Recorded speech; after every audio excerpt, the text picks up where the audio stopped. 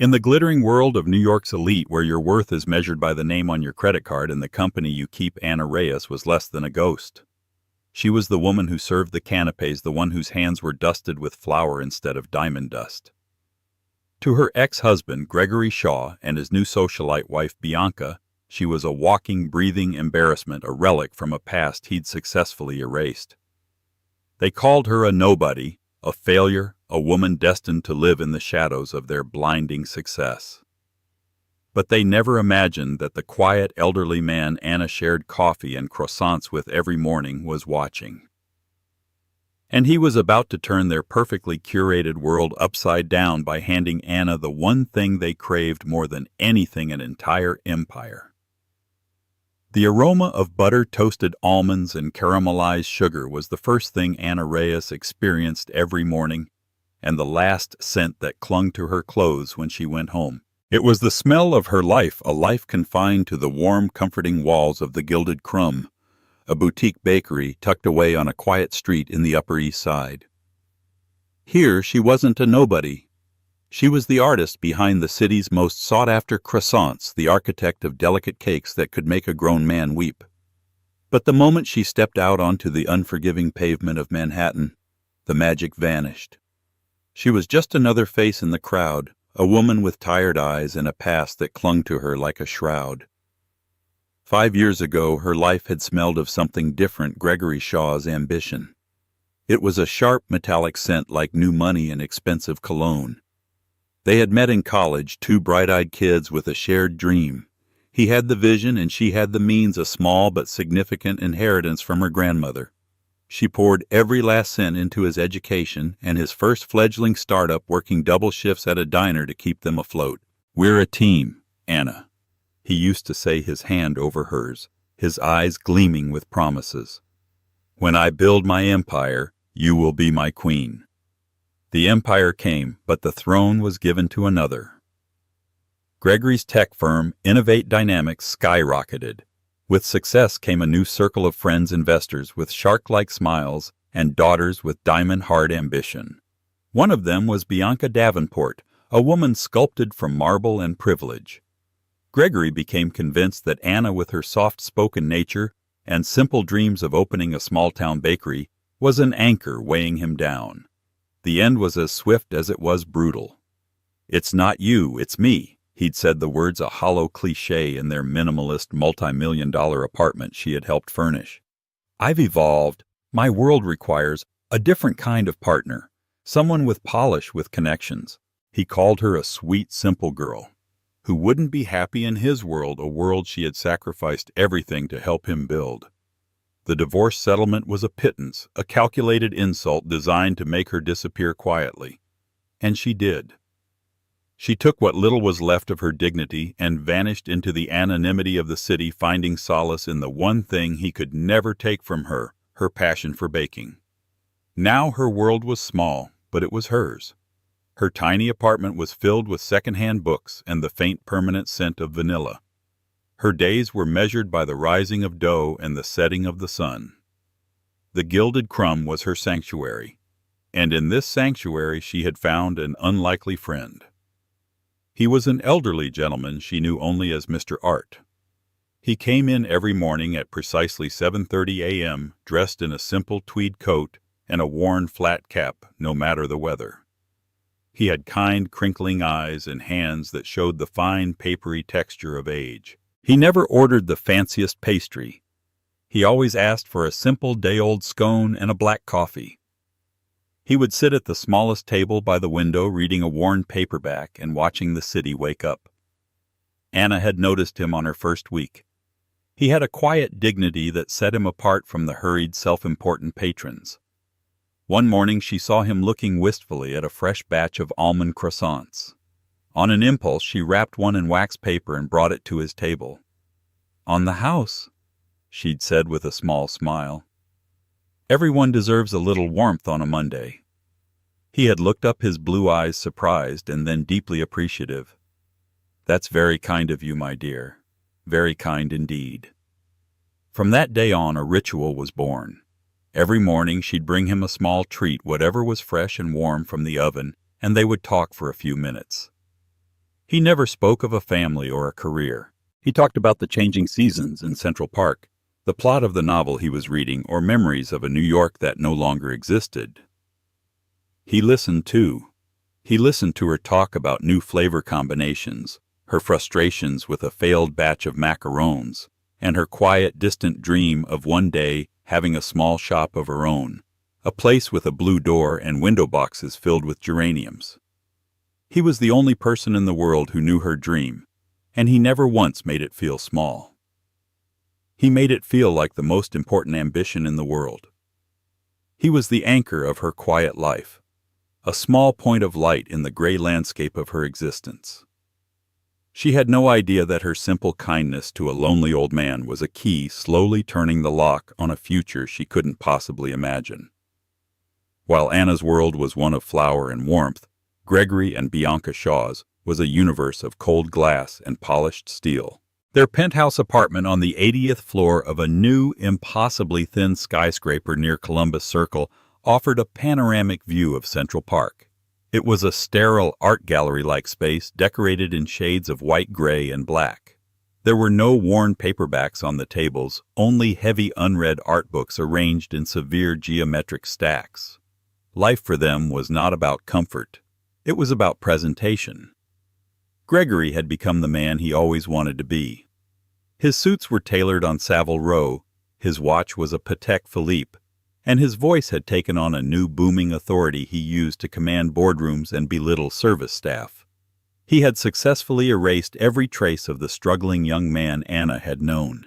He had convinced himself that his success was entirely his own doing, that her early support was merely an incidental footnote in his grand biography. Seeing her or even thinking of her was like finding a smudge on a pristine glass wall, an imperfection that needed to be wiped away. Bianca, his wife, was the perfect accessory for his new life.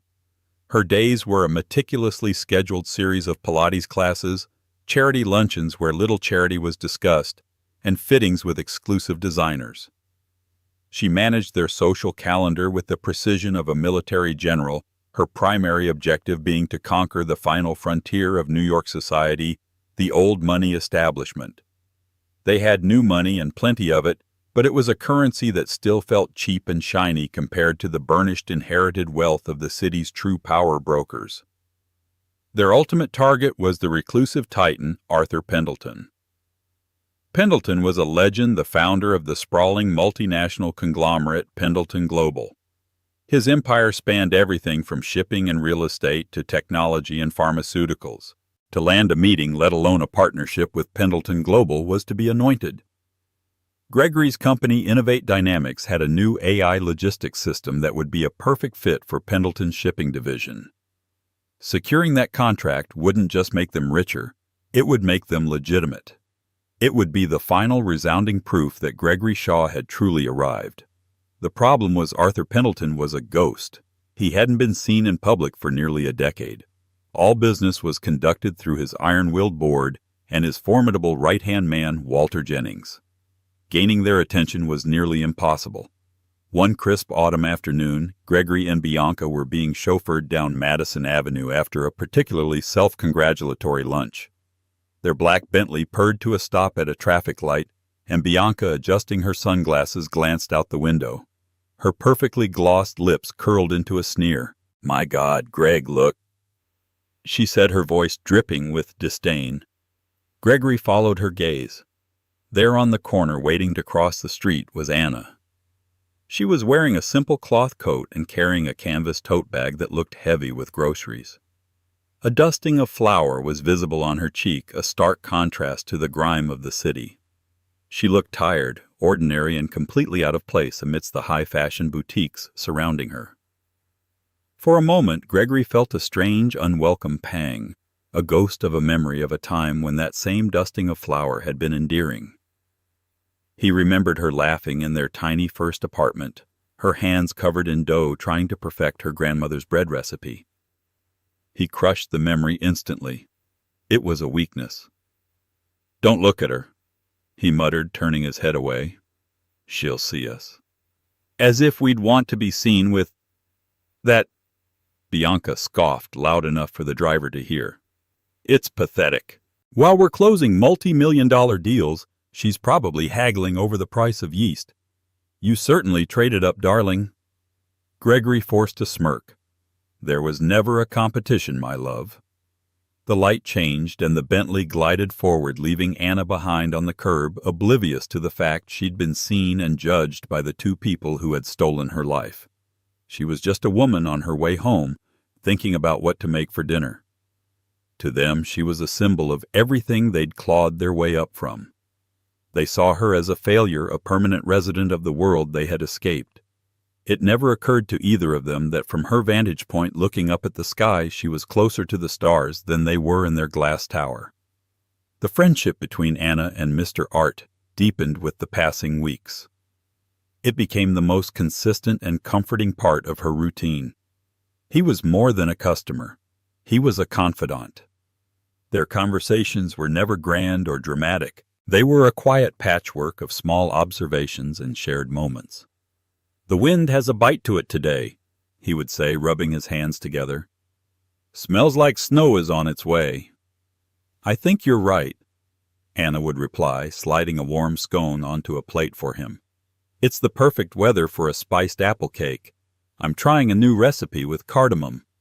He would listen intently as she described the delicate process, the precise balance of spices, the exact temperature of the oven. He asked questions that showed he was truly hearing her. "Does the cardamom overwhelm the apple? Is it better to use honey or brown sugar as the sweetener?" He treated her craft with a seriousness and respect that no one, not even Gregory in the beginning, ever had. One dreary Tuesday, Anna was feeling particularly low. A large catering order had been canceled at the last minute, and her boss, while understanding, had been stressed about the loss of revenue. It was a stark reminder of how precarious her financial situation was.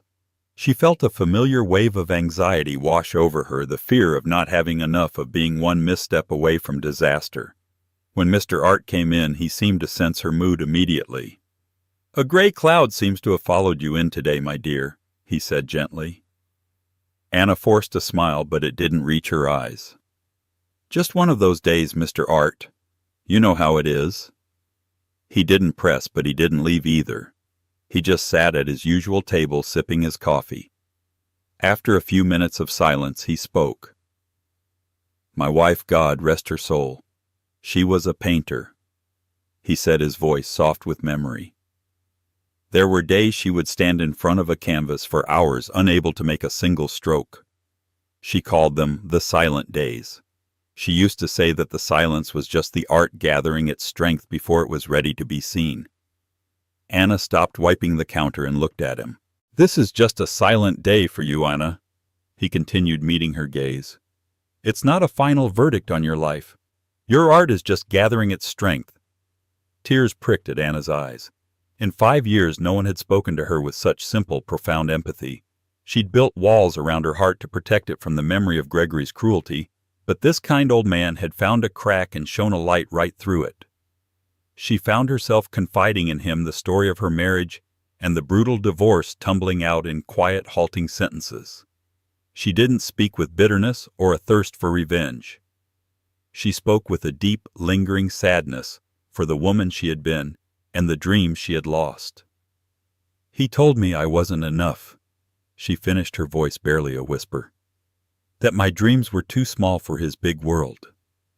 Mr. Art listened without interruption, his expression unreadable, but his eyes full of a deep, sorrowful understanding. When she was done, he reached across the table and patted her hand. His touch was warm and steady. "A person who can create something beautiful from simple flour and sugar," he said, his voice firm. "Who can bring a moment of warmth and joy to a stranger with nothing more than a pastry and a kind word. That person's dreams are not small.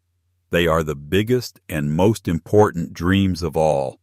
The man who couldn't see that is the one who is truly poor." In his office high above the city, Arthur Pendleton, the man Anna knew as Mr. Art, hung up the phone after a call with his head of security. For weeks, he had been conducting a quiet, thorough investigation into Anna Reyes. He knew about the inheritance she had given Gregory. He knew the exact insulting terms of the divorce settlement.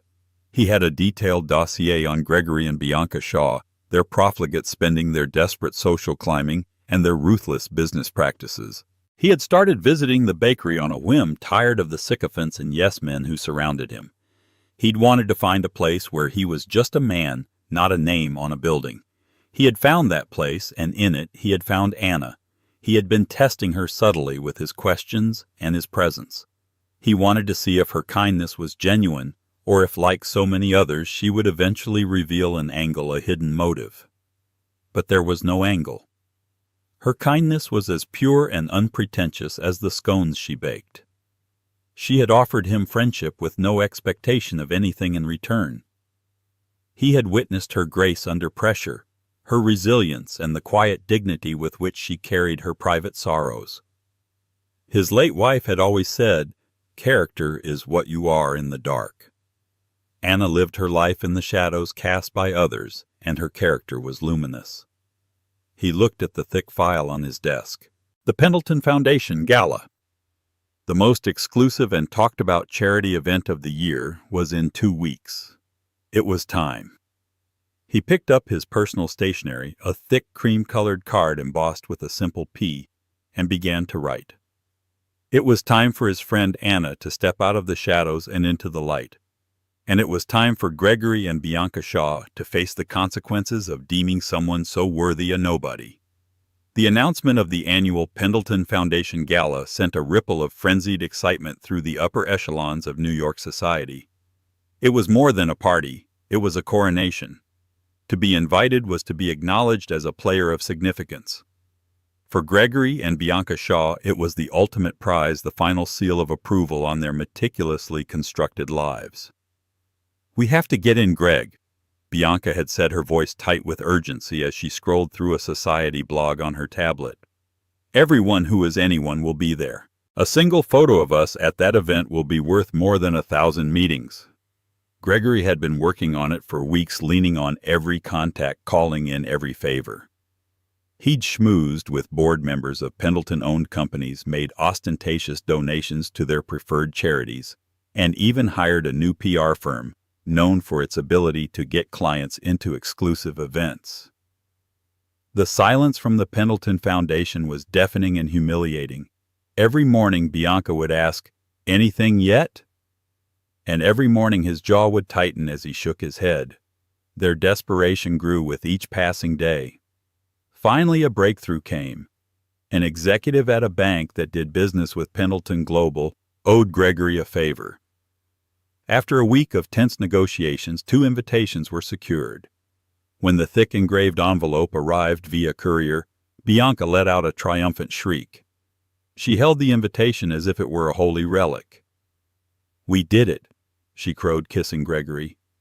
"We're in. This is the beginning of everything.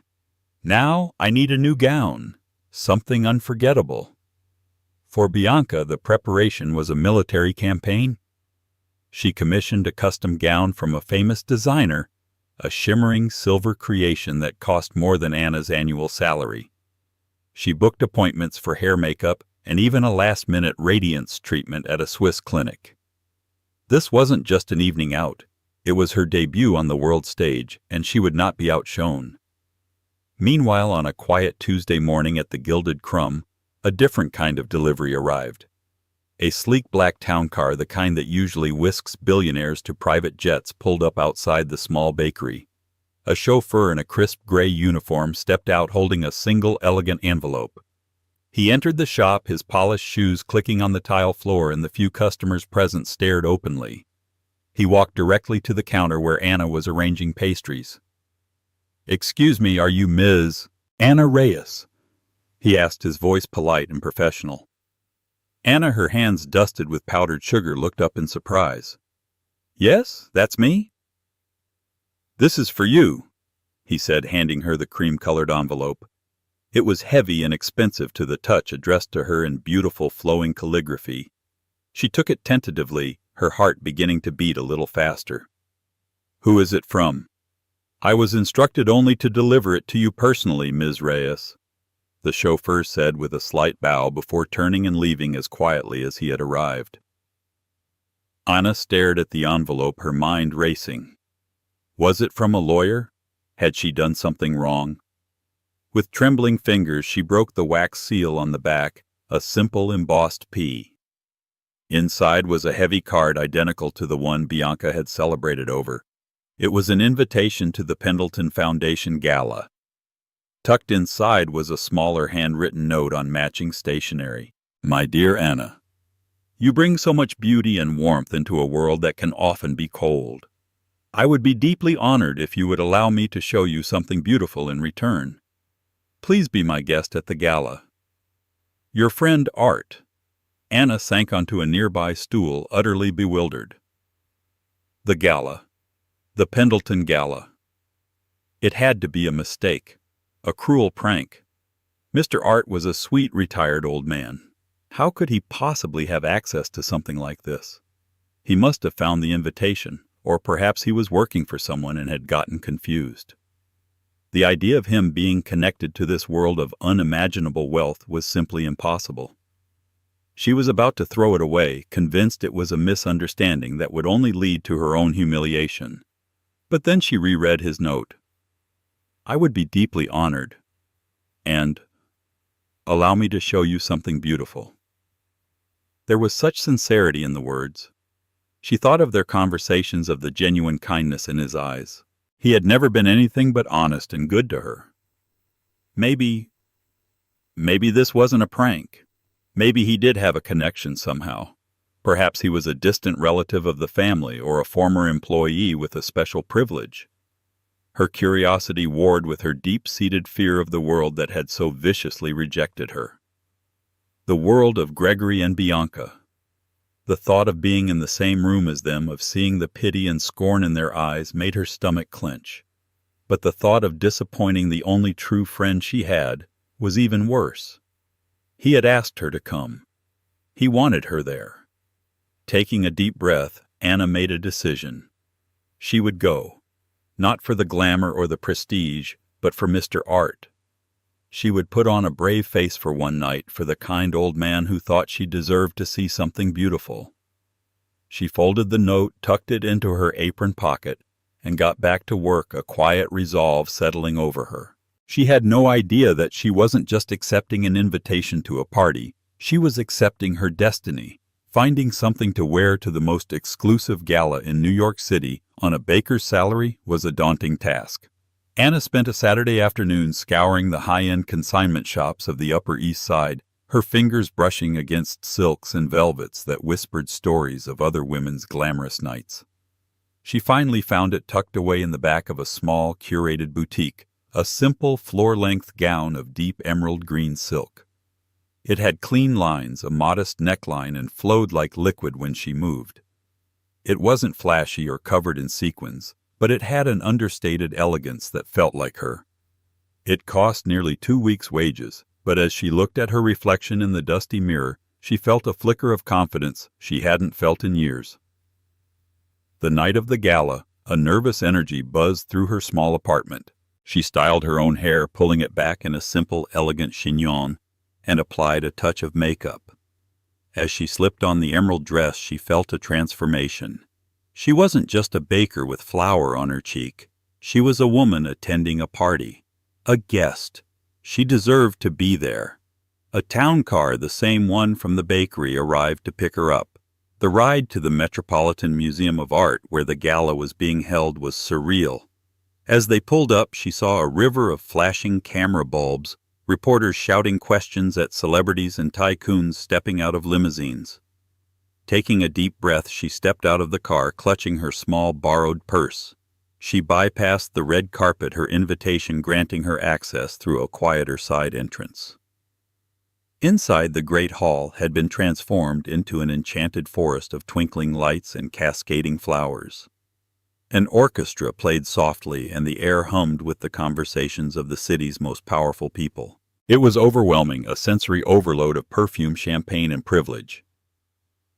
Anna felt a fresh wave of insecurity. She was a goldfish in an ocean of sharks. She looked around for Mr. Art, but he was nowhere to be seen. Feeling lost, she accepted a glass of champagne from a passing waiter and found a quiet corner behind a large marble pillar, content to simply observe. And then she saw them. Gregory and Bianca were holding court near the center of the room. Gregory looked handsome and smug in a perfectly tailored tuxedo. Bianca was a vision in her silver gown which seemed to catch and refract every light in the room, making her the center of a human solar system.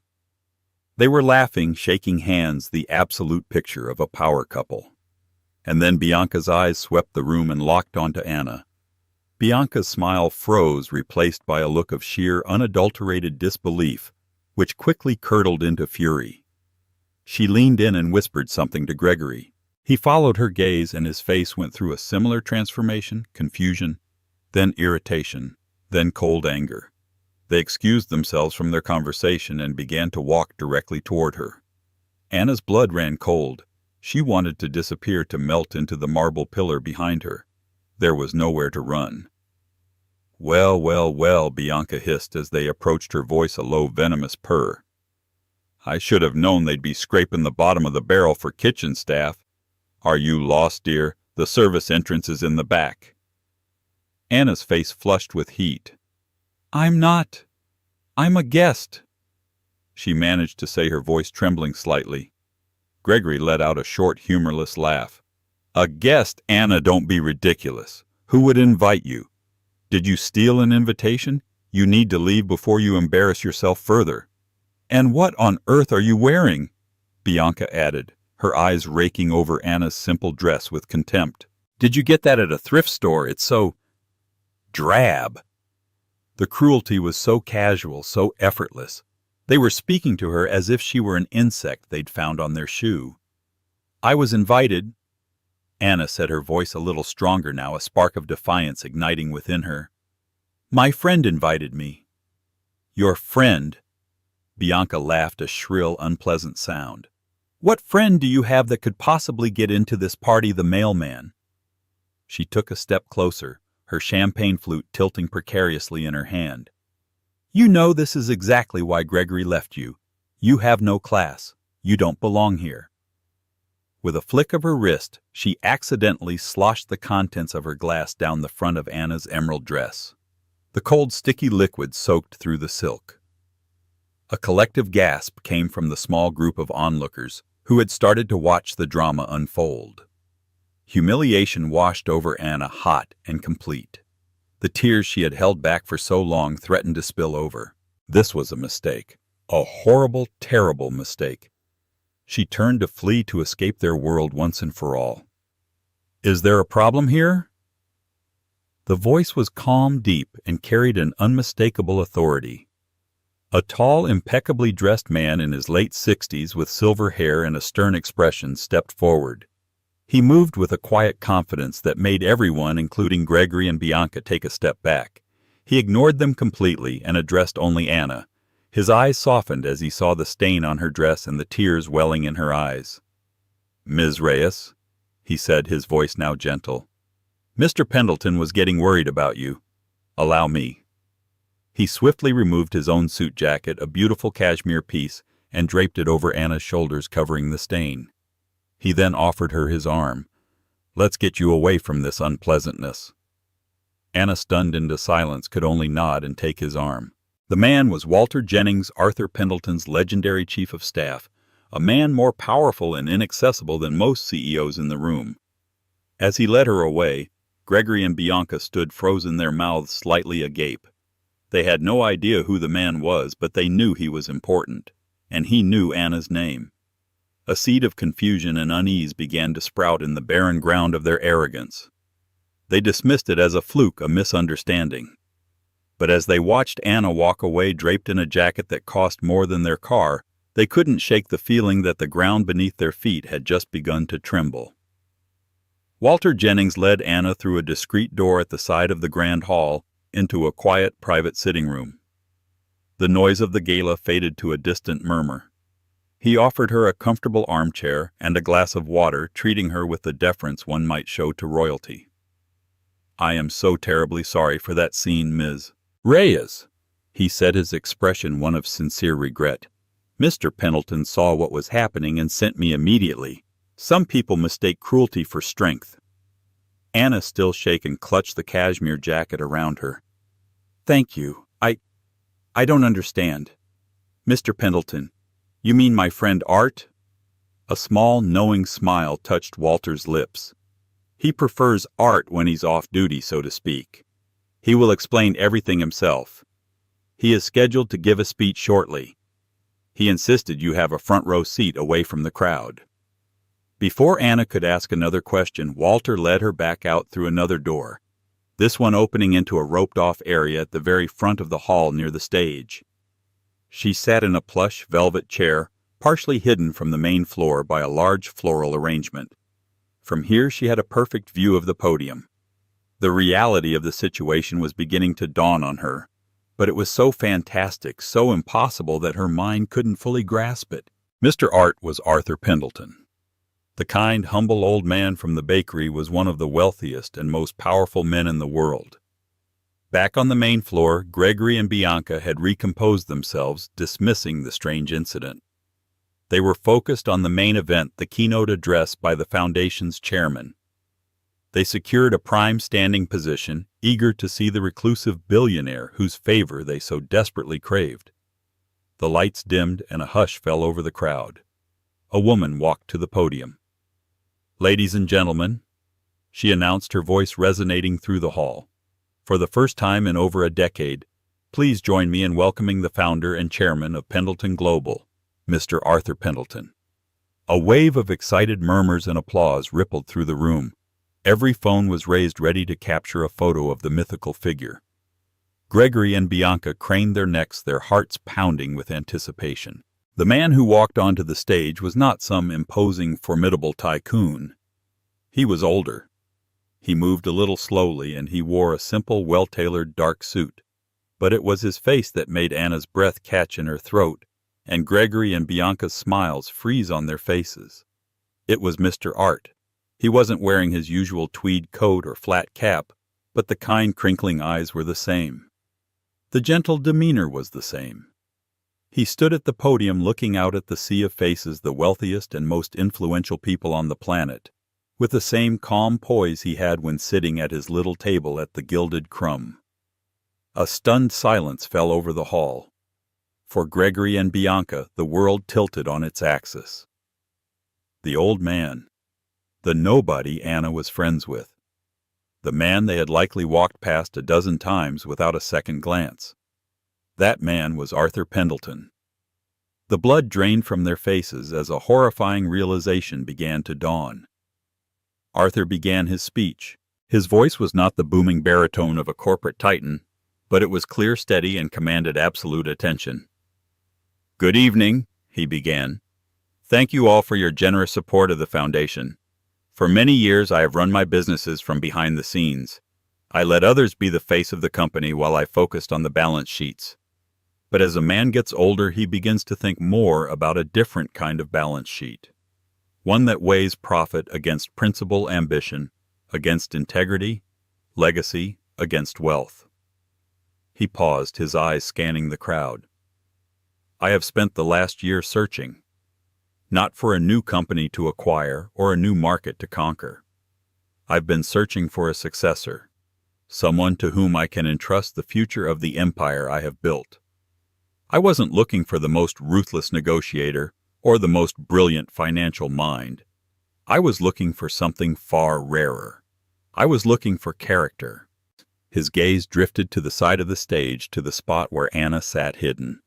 A warm, genuine smile lit up his face. "I found that character in the most unexpected of places," he continued. "I found it in a person who was offered no power, no status, and no reward. I found it in a person who showed unwavering kindness and friendship to a lonely old man asking for nothing in return. I found it in a person who was called a nobody by those who believe that a person's worth is measured by their bank account." At the mention of the word nobody, Gregory and Bianca exchanged a look of pure terror. It couldn't be. This was a nightmare. "It is my profound honor," Arthur Pendleton declared, his voice ringing with conviction, "to introduce you to the future of Pendleton Global, the new CEO and the inheritor of my entire controlling interest in the company." He turned and extended a hand toward the side of the stage. "Please join me in welcoming Ms. Anna Reyes." For a moment, Anna was frozen in her chair, her heart hammering against her ribs. Walter Jennings gave her a gentle, encouraging nod. As if in a dream, she stood up and walked toward the stage. As she emerged from behind the floral arrangement, 1,000 camera flashes went off at once, turning the room into a galaxy of blinking stars. The crowd gasped as one. They saw a woman in a simple emerald green dress, a borrowed cashmere jacket draped over her shoulders, her face pale, but her expression resolute. And on the main floor, Gregory and Bianca Shaw watched as the woman they had mocked, humiliated, and discarded ascended to a height they could never hope to reach. They were no longer looking at Anna the baker.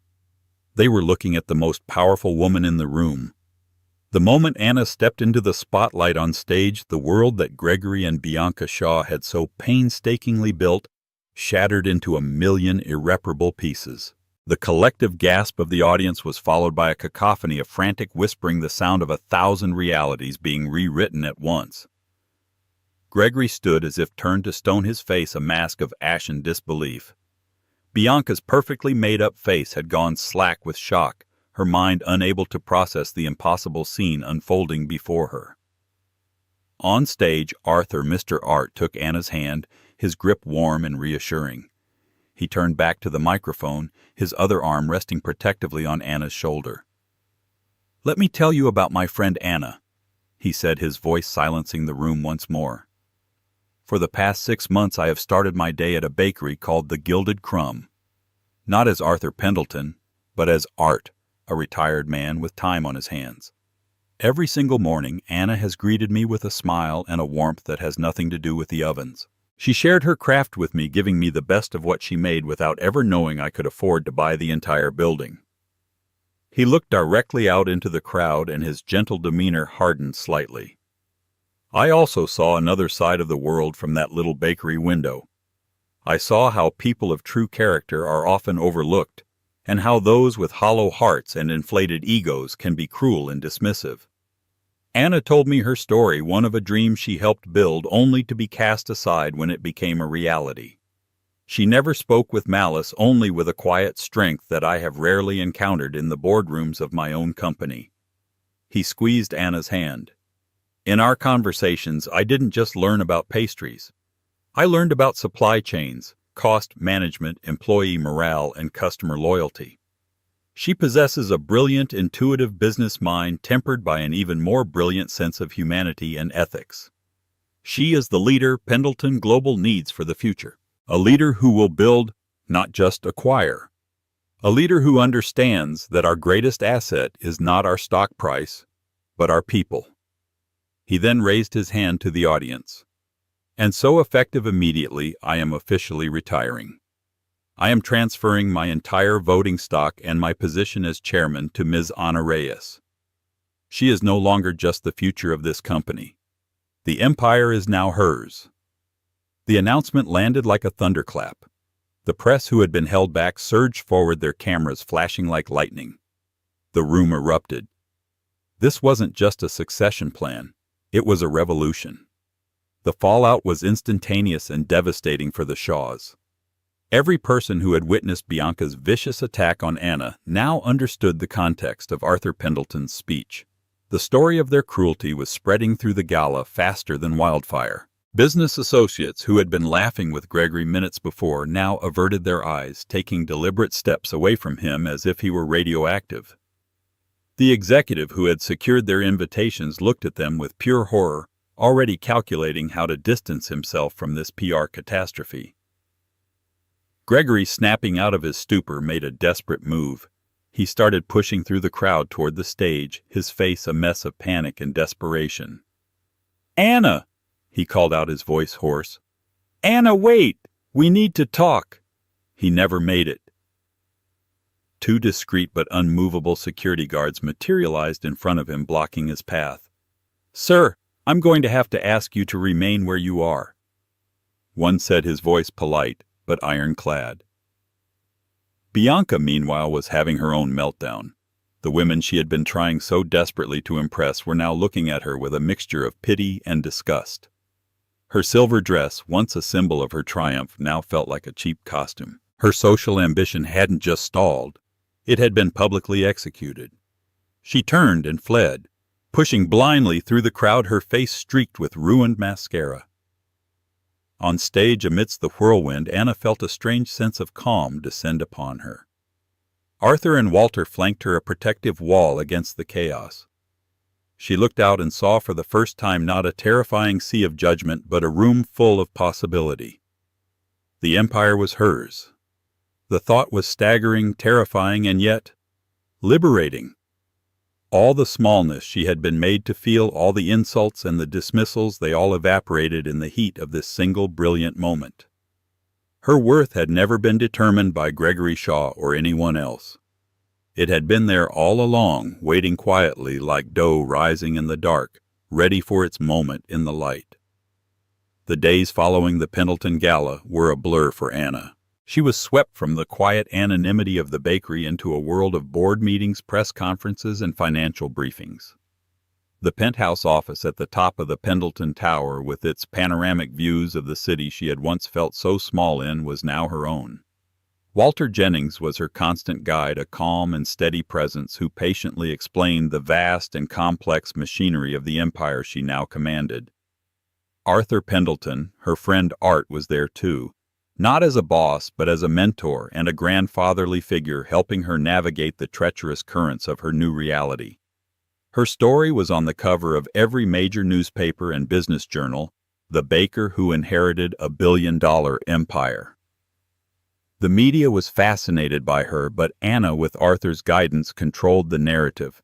She gave one exclusive interview not to a business publication, but to a journalist known for human interest stories. She didn't talk about stock prices or 5-year plans. She talked about the importance of kindness, the dignity of hard work, and the belief that everyone deserves a chance to build their own dream. The fate of Gregory and Bianca Shaw was swift and brutal.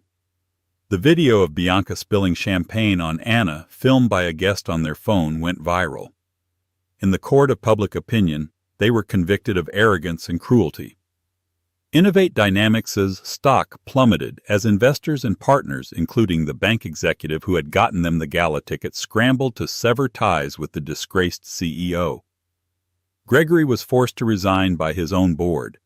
They lost everything: the company, the penthouse, their social standing. They became the very thing they had accused Anna of being nobodies. The last Anna heard, they had sold their assets to cover their debts and moved to a small, unremarkable town, their gilded cage replaced by a prison of their own making. Anna never reveled in their downfall. Her focus was on the future. Her first major act as CEO of Pendleton Global was not a corporate acquisition, but a personal one. She walked back into the Gilded Crumb not as an employee, but as its new owner.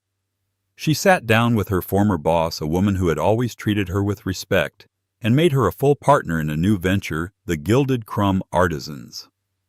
Funded by the Pendleton Foundation, it was an initiative to identify and fund talented local bakers and chefs, giving them the capital and business support to open their own shops with blue doors and geraniums in the window boxes if they wished. Her second act was to establish the Pendleton Second Chance Foundation, a multi-million-dollar fund dedicated to providing educational grants and startup capital for women who, like her, had been forced to start over in life after a divorce or setback. Months later, Anna stood by the window of her office looking down at the city. It was the same view Gregory had once coveted, but she saw it differently. She didn't see a kingdom to be conquered. She saw a community of millions of individual stories, each one with its own quiet triumphs and struggles. Walter entered the office holding a tablet. "Ms. Reyes, the preliminary reports on the Artisans Initiative are in. We've funded 5 new bakeries. They're all exceeding their first quarter projections." Anna turned a genuine smile on her face. "That's wonderful news, Walter. Please call me Anna." "Anna?" He said, a respectful smile touching his own lips. She was no longer Anna the baker, nor was she Anna the scorned ex-wife. She was Anna Reyes, the CEO of Pendleton Global. But the title didn't define her. She had been given an empire built on steel and finance, and she was rebuilding it on a foundation of something far stronger: kindness, integrity, and the simple, profound belief that no one is ever truly a nobody. The sweet scent of success she had discovered smelled a lot like freshly baked bread. And so Anna's story comes to a close. It's a powerful reminder that the world often gets it wrong. It mistakes quietness for weakness, simplicity for a lack of ambition, and kindness for foolishness. Gregory and Bianca lived in a world that judged people by the labels on their clothes and the balance in their bank accounts. They called Anna a nobody because she didn't fit into their narrow, gilded frame. But they failed to see what truly matters: the content of one's character. Anna's empire wasn't just handed to her. It was earned. It was earned with every early morning, every perfectly baked croissant, and every moment of empathy she offered to a lonely old man. Her story is a testament to the fact that karmic justice sometimes isn't a fairy tale, it's a receipt for a life well lived. True wealth isn't what you own, it's what you give. If this story resonated with you, please hit that like button to let us know. Share it with someone who might need a reminder that their kindness matters. And don't forget to subscribe to our channel for more real-life stories that will inspire and move you. Thank you for listening.